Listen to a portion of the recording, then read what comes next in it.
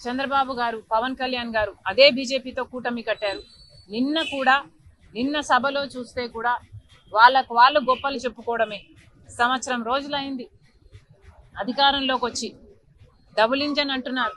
నిజంగానే డబుల్ ఇంజనో లేకపోతే ట్రబుల్ ఇంజనో వాళ్ళకు అర్థం కావటం లేదేమో, కానీ జనాలకైతే అర్థమవుతుంది. సూపర్ 6 అన్నారు, సూపర్ ఫ్లాప్ అయ్యే పరిస్థితికి వచ్చింది.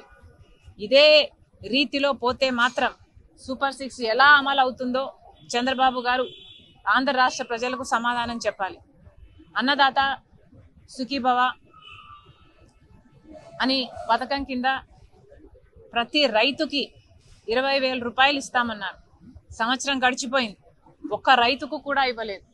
ఇవ్వాల్సిన రైతులు దాదాపు 80 లక్షల మంది అయితే ఇస్తున్నది మాత్రం 45 లక్షల మందికి. ఇలా ప్రతి పథకంలోనూ, లేకపోతే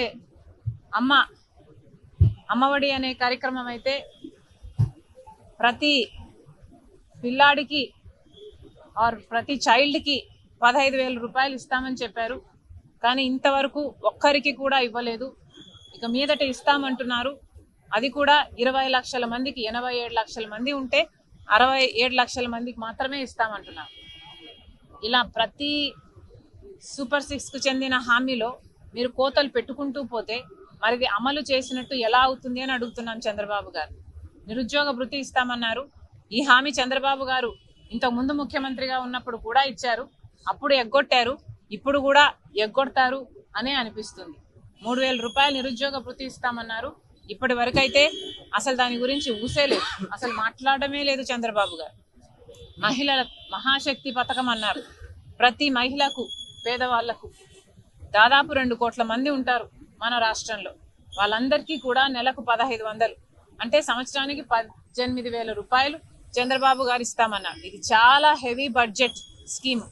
కానీ ఇప్పుడేమో P4కు లింకు పెడుతున్నారు. ఎలక్షన్లప్పుడు మీరు చెప్పలేదు కదా P4కు లింకు పెడతాము అని. మరి ఇప్పుడు ఎందుకు లింకు పెడుతున్నారు? చంద్రబాబు గారు సమాధానం చెప్పారు.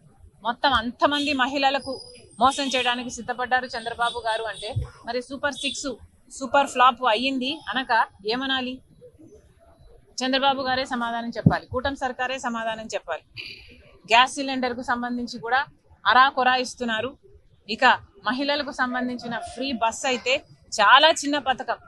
పక్కన కాంగ్రెస్ అధికారంలో ఉన్న రాష్ట్రాలు కర్ణాటక అయితేనేమి, తెలంగాణ అయితేనేమి ఈ పథకాన్ని బ్రహ్మాండంగా అమలు చేస్తున్నా కూడా చంద్రబాబు గారికి మహిళలకు భద్రత కల్పించే పథకం అయినప్పటికీ కూడా దీన్ని అమలు చేయాలనిపించడం లేదు చంద్రబాబు గారికి.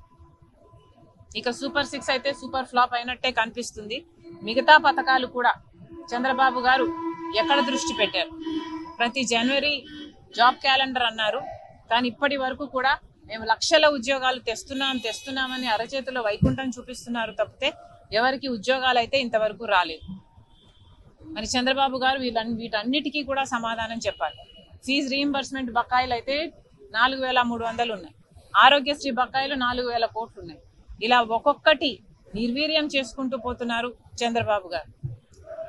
కరెంటు ఛార్జీలు జగన్మోహన్ రెడ్డి గారు 5 సంవత్సరాలలో 32,000 కోట్ల రూపాయలు జనం నెత్తిన మోపితే చంద్రబాబు గారు ఒక్క సంవత్సరంలోనే 17,000 కోట్ల రూపాయలు అదనంగా మోపారు. మరి ప్రజలకు ఏం మేలు చేస్తున్నట్టు?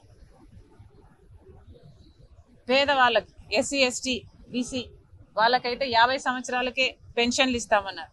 ఇలా ఒక్కొక్కటి చెప్పుకుంటూ పోతే ఇంకెన్నో. చంద్రబాబు గారు చెప్పారు సూపర్ 6 గురించి ఎవరైనా మాట్లాడితే వాళ్ళ నాలుక మందమైనట్టు అని. మేము ప్రశ్నిస్తున్నాం, నిజంగానే చంద్రబాబు గారు తమ గుండెల మీద చేసుకొని చెప్పాలి. మిమ్మల్ని ప్రశ్నిస్తున్న మా నాలుక మందమా, లేక ఇంతమంది ప్రజలకు మోసం చేసిన మీ నాలుక మందమా? ఆలోచన చేసుకోండి. మళ్ళీ కాంగ్రెస్ పార్టీ చంద్రబాబు గారిని డిమాండ్ చేస్తున్నాం, మీ పథకాలు ఇప్పటికీ అమలు కాలేదు. మేనిఫెస్టోలో ఒక వాగ్దానం ఇచ్చిన, ఎలక్షన్లప్పుడు ఒక మేనిఫెస్టోలో కాకపోయినా కూడా ప్రజల ముందు ఒక మాట చెప్పినా ప్రజలు దాని వెంటనే మీరు అమలు చేస్తారు, వాళ్ళు ఓట్లేసిన వెంటనే మీరు అధికారంలోకి వచ్చిన వెంటనే అమలు చేస్తారు అన్న నమ్మకంతోనే ఓట్లేస్తారు. ఇలా సంవత్సరాలు గడిచిపోయినా వాటికి అమలు నోచుకోకపోతే మీరు ప్రజలను మోసం చేస్తున్నట్టే. మీకు అధికారం ఇచ్చి మీకు ఓట్లేసిన ప్రజల్నే మీరే మోసం చేస్తున్నట్టు. మళ్ళీ చంద్రబాబు గారిని డిమాండ్ చేస్తుంది కాంగ్రెస్ పార్టీ. వెంటనే అన్ని పథకాలను సూపర్ 6 అయితేనేమి, మీరు ఇచ్చిన హామీలు అయితేనేమి వెంటనే అమలు చేయాలని కాంగ్రెస్ పార్టీ డిమాండ్ చేస్తుంది. నిజంగానే ఇది సూపర్ 6 కాదు, ఇది సూపర్ ఫ్లాపే.